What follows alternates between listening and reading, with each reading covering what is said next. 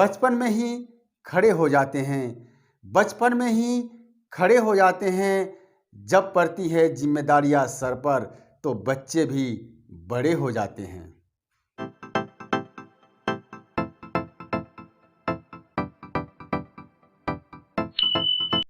Welcome back to SK classes. SK classes में आप सभी का स्वागत है। Today we shall study an interesting chapter that is known to be Lost Spring. This chapter has been taken from Flamingo class 12th subject English. As far as the matter stands about the name of the chapter, I would like to draw your kind attention that a spring is the king of the seasons. बसंत ऋतुओं का राजा होता है, यानी ऋतुराज बसंत कहा जाता है। Because all birds bloom and the earth seems to come to its new life. चारों तरफ एक आनंददायक वातावरण बन जाता है, कलियां खिल जाती हैं। ऐसा लगता है कि पृथ्वी को एक नई ऊर्जा, एक नई जिंदगी मिली है। लेकिन यहां पर टाइटल दिया हुआ है लॉस्ट स्प्रिंग, खोया बसंत। आखिर यह किसका बसंत खोया हुआ है? इस बसंत की तुलना उन बच्चों के चाइल्डहुड से की गई है जिनका बचपन खो गया है। इस मीन्स से spring is used as a symbolic in this lesson. कहा जाता है कि बचपन हर गम से बेगाना होता है, लेकिन आज इस चैप्टर में हम जिन बच्चों के बारे में अध्ययन करेंगे उनके जिंदगी में गमों का पहाड़ है। जो अवस्था उनके खेलने की होती है, कल्पना के सागर में गोता लगाने की होती है, उस अवस्था में जिम्मेदारियां अपने सर पर लेकर जीविकोपार्जन का साधन ढूंढ रहे हैं। They are rag pickers. ये बच्चे कूड़े कचरे के ढेर में जीविकोपार्जन ढूंढने वाले हैं। वहां से जो भी सामग्री मिलती है उसको बेच करके अपने घर के लिए रोजी रोटी का इंतजाम करते हैं। तो आइए बिना समय गंवाए हम चलते हैं लॉस्ट स्प्रिंग नामक पाठ के सेंट्रल पॉइंट्स की तरफ। We shall study central points of this lesson. Stay watching, keep learning.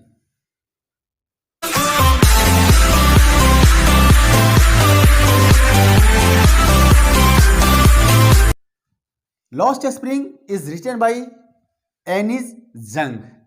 Anis Jung is an Indian writer. She got her education in Hyderabad and in the United States of America. Her parents were writers, and this chapter, Lost Spring, Stories of Stolen Childhood, is an unique creation of her writing.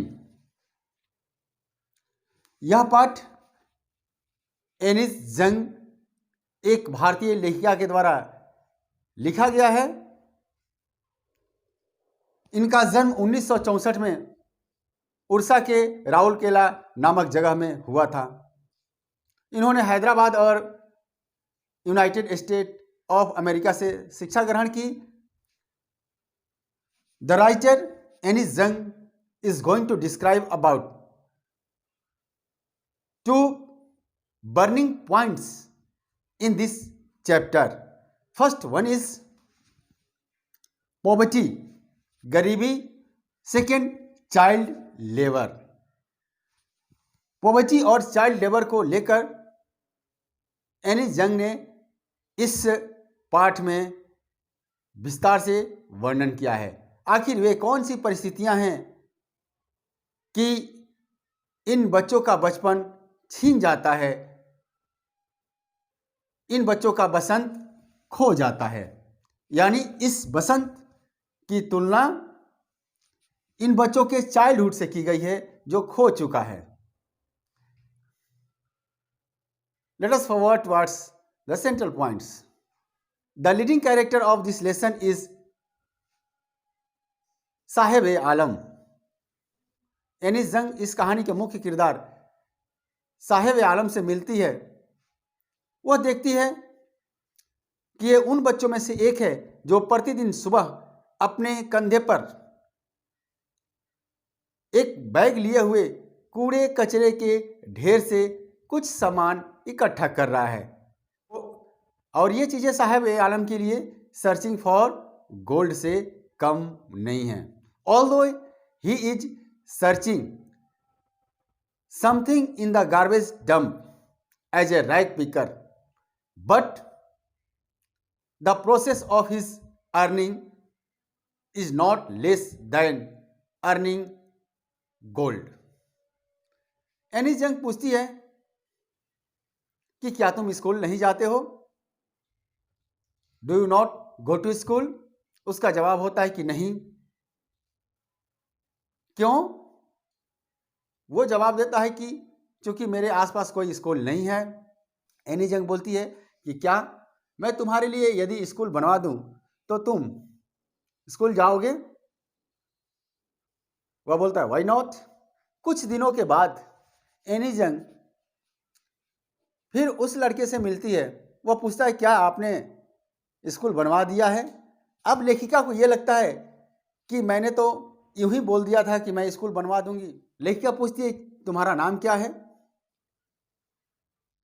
वह बोलता है साहेब-ए-आलम। लेखिका पूछती है कि क्या तुम इसका अर्थ जानते हो? तो उसका सिंपल सा आंसर होता है कि मैं इसका मतलब नहीं जानता। साहेब-ए-आलम मतलब Lord of the universe, universe का लॉर्ड। लेकिन अपने नाम के ठीक विपरीत परिस्थितियां उसके साथ ऐसी है कि वह कूड़े कचरे के ढेर से जीविकोपार्जन इकट्ठा करता है। उसके साथ अन्य बच्चे होते हैं जिसमें एक बच्चा सिर्फ एक ही पैर में चप्पल पहने हुए होता है। पूछती है क्या तुम्हारे पास एक जोड़े चप्पल नहीं है? तो तीसरा लड़का जवाब देता है कि नहीं, इसके माँ ने उन चप्पल्स को अलमारी से नहीं उतारा है। और यह भी जवाब मिलता है लेखिका को कि यह उनका ट्रेडिशन है खाली पैर रहना, नंगे पैर रहना।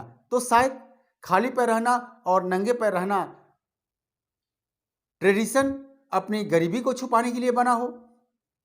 लेखिका को आगे याद आता है कि जब वह उदीपी में जब वह भ्रमण के लिए निकली थी तो एक व्यक्ति ने बताया था कि कैसे जब वह लड़का छोटा था तो जब भी स्कूल जाया करता था तो बगल के मंदिर में जाके भगवान से प्रार्थना करता था कि हे भगवान मुझे एक जोड़े जूते मिल जाएं। और लेखिका को बाद में मालूम चलता है कि भगवान ने उसकी प्रार्थना सुन ली और उसको एक जोड़े जूते मिल गए। लेखिका जब दिल्ली के सीमावर्ती क्षेत्र सीमापुरी जाती है तो उसे मालूम होता है कि साहेब-ए-आलम जैसे हजारों परिवार के बच्चे उस जगह पर रहा करते हैं। चूंकि ये लोग बांग्लादेश से किन्हीं परिस्थितियों से 1971 में आके यहाँ पर बस गए and they are suffering from very miserable situations, miserable conditions. They had no roof to live under it. They had no identity except ration card. और ये राशन कार्ड उनके लिए मतदाता सूची में नाम दर्ज कराने साथ ही साथ राशन प्राप्त करने के लिए होते थे। लेखिका यह बताने का प्रयास करती है कि food is more important for survival than an identity. जिंदगी जीने के लिए एक पहचान से अधिक महत्वपूर्ण भोजन होता है। और रात को अगर भूखे पेट न सोना पड़े तो यह उन परिवारों के लिए बहुत सौभाग्य की बात होती थी। चूंकि द लॉस्ट स्प्रिंग 2005 में लिखा गया, लेखिका ये कहती है कि लगभग 30 वर्षों से यह परिवार यहाँ पर बसे हुए हैं और इनका प्रमुख धंधा कूड़े कचरे के ढेर से वस्तुओं को इकट्ठा करना है और यह उनके लिए जीविकोपार्जन का साधन है।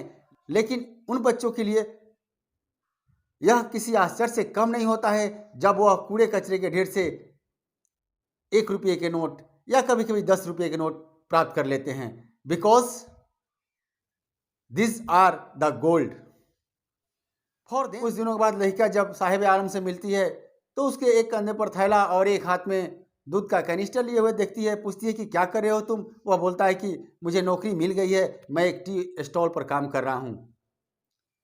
और सड़क के उस पार कुछ दूरी पर वह टी स्टॉल है जहां पर उसे 800 रुपये मिलते थे और साथ ही भरपेट भोजन भी मिलता था। यानी साहिब आलम अब अपना मास्टर शेफ नहीं है, he is not his own master because he is under the service of any owner. इस कहानी का यह पहला अंश था। समटाइम्स आई फाइंड ए रूपी इन द गार्बेज। अब दूसरा पार्ट इस कहानी का शुरू होता है, I want to drive a car. Next leading character of this lesson is Mukesh. Mukesh dreams of becoming a motor mechanic and he wants to drive his car on the roads of Firozabad. जब लड़का उससे मिलती है और उसके सपने के बारे में पूछती है तो वह बताता है कि मैं मोटर मैकेनिक बनना चाहता हूं। और मुकेश बहुत ही उत्साह से लड़का को फिरोजाबाद के उन गलियों में लेके जाता है जहां पर हजारों परिवार चूड़ी बनाने के काम में लगे हुए हैं, क्योंकि बिना प्रकाश के अंधेरे रूम में वे चूड़ियों को बनाने का काम करते हैं, जहां पर हाई टेम्परेचर के साथ मेल्टिंग किया जाता है कांच को। और ऐसे भी उदाहरण मिलते हैं कि इन चूड़ियों के निर्माण में लगे हुए बहुत सारे लोगों के आंख अंधे हो चुके हैं। लेकिन उन लोगों का यह धंधा है। जब मुकेश लड़किया को अपने घर ले जाता है तो लड़किया देखती है कि उस घर में एक दुबली पतली गंदे वस्त्र धारण की हुई एक महिला खाना पका रही है। वह खाना पकाने की जगह धुएं से भरी हुई है। वह मुकेश की बड़े भाई की पत्नी है। साथ ही साथ उस घर में एक बुजुर्ग महिला मिलती है और उस बुजुर्ग महिला के साथ एक छोटी सी लड़की जिसका नाम सविता है उन चूड़ियों को गलाने और बनाने में सहायता करती है। शायद उस लड़की को इन चूड़ियों के पवित्रता के बारे में मालूम नहीं होगा। She didn't know the sanctity of these bangles. लेकिन उसे यह मालूम हो जाएगा कि इन चूड़ियों का क्या महत्व है जब वह बड़ी हो जाएगी। लाल चुन्नी पहना करके, हाथों में मेहंदी लगा करके उन चूड़ियों को धारण करा के उसको उसकी शादी कर दी जाएगी, उसको विदा कर दिया जाएगा। उस महिला के द्वारा लड़किया को यह मालूम हुआ कि इन चूड़ियों के निर्माण में लगे हुए उसके बुजुर्ग पति के दोनों आंख अंधे हो गए, चूंकि बिना प्रकाश और उस अंधेरे हाई टेम्परेचर रूम में चूड़ियों को गलाने का बनाने का काम किया जाता है और लंबे अरसे से लगे रहने के कारण उनकी आंखें प्रभावित हो जाती हैं। वह महिला बताती है कि पूरे जिंदगी में उसे कभी भरपेट खाना नहीं नसीब हुआ। इन सारी बातों को जानने के बाद लड़किया यह बताने का प्रयास करती है कि क्या वे कभी यूनाइट नहीं होते हैं, क्या वे अपने अधिकार के लिए मांग नहीं करते जंग को यह उत्तर मिलता है कि मिडिल मैन ने उनके पूर्वजों को उस स्थिति में ला खड़ा कर दिया जिससे कि गरीबी के उस दुष्चक्र से निकलना संभव नहीं प्रतीत होता है और उनका कोई अपना अग्रणी लीडर भी नहीं है। अंततः लड़किया उस मुकेश के चेहरे की तरफ देखती है जो बहुत ही उत्साह से कहता है कि उसका एक अपना गैरेज होगा, वह मोटर मैकेनिक होगा। वह पूछती है कि क्या तुम कभी हवाई जहाज नहीं उड़ाना चाहोगे? वो बोलता है कि नहीं, मैं इसी से संतुष्ट हूँ। और इस तरह से लड़किया कूड़े कचरे के ढेर में अपने जीविकोपार्जन का साधन इकट्ठा करने वाले तथा फिरोजाबाद के तंग गलियों में चूड़ियों का निर्माण करने वाले परिवार के लोगों के दुर्दशा का इसमें वर्णन करती है। इस तरह से इस पाठ का अंत होता है। Thanks for watching.